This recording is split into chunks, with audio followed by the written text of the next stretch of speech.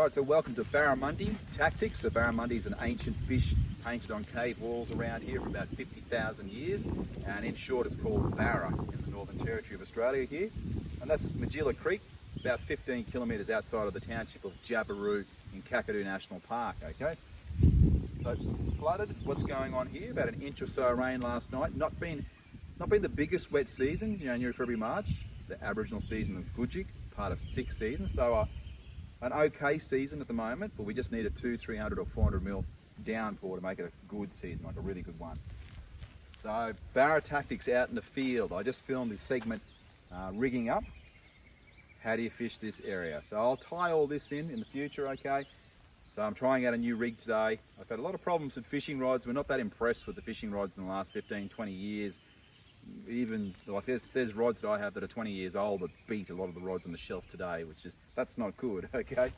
But in general here, because you don't want to be standing in water, okay, for safety, at the very least a longer fishing rod, 6'6", 7'2" preferably here.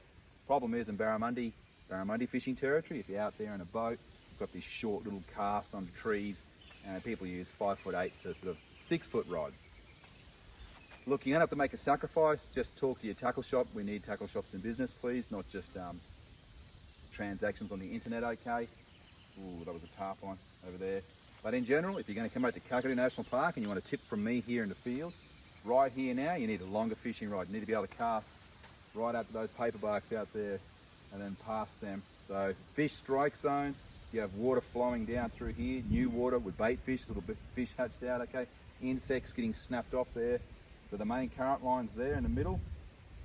So you have your predator-prey relationships where they'll station up. Tarpon are over here, some Saratoga might be over there, and the mighty barramundi will be here as well. But, ooh, that looks like a Pacific Bazza. Sorry, Pacific Bazza's a rare bird, I'm just trying to spot it if it is. That's a whistling kite. But at the end of the day, to catch a fish, you need this bait in the proximity the fish is going to take. So the fish might not move many meters today. You might have to have it right in front of it. So that means you've got to cast to get it accurately out there. Look, reading water and being that seasonal angler is quite technical. I'll go over that stuff later. But at the very least, if you're turning up to Kakadu National Park, that's a 3,000 size spin reel. Allows you to maybe put some 20 pound on and get away with it here. I only got light leader today, 50 pound, okay, and about a 6'6" rod.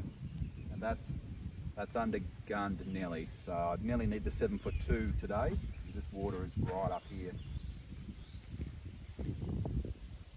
I need to get out there. I need to get out there and out there. And whatever you do, don't go walking in the water up here in Kakadu, okay? Big crocodiles here. They know the old meatworks used to be up there. There's big 4-metre ones travel through. Try and take a horse every year, so just don't go in the water. We've had a few people get washed off here, boats, cars. They jump out the back and save the boat. Love it. And then someone has to get a tractor and tow them out. Yes. But there it is. Quick update from the field. Barra Tactics. That's a small spin reel, 3,000 or 4,000 size, okay, depending on what you're going to do. If you're going to go and do some ocean fishing as well, you might lean for the 4,000 and a tall rod.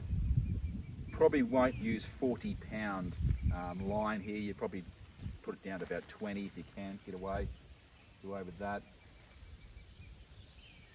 But it's a nice spot. So we do get tarpon here, barramundi, some Saratoga, and the odd black brim turns up. This is Gudjewg Creek, about 15 kilometres outside of Kakadu. So say good day to the tackle shops when you get in there. They'll know I've just called in and done the loop of tackle shops in the Northern Territory here, and they should know my work and the setups I use, so they should have them on hand for you there, make it easy. There's something going on here. These whistling kites are stirred up. They don't like a bird. I think that Pacific Bazza might be over there, and the big sea eagle's over here, and the sea eagle snaps those tarpon off the surface.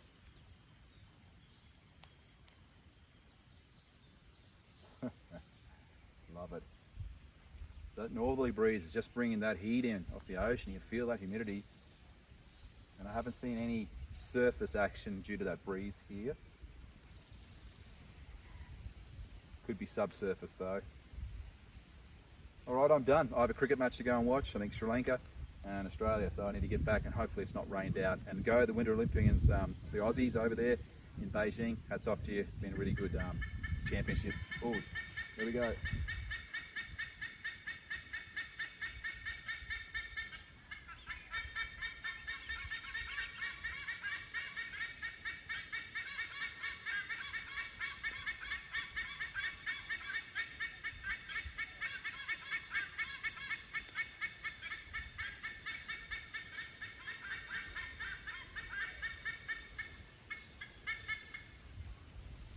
Cool stuff. Sea eagles.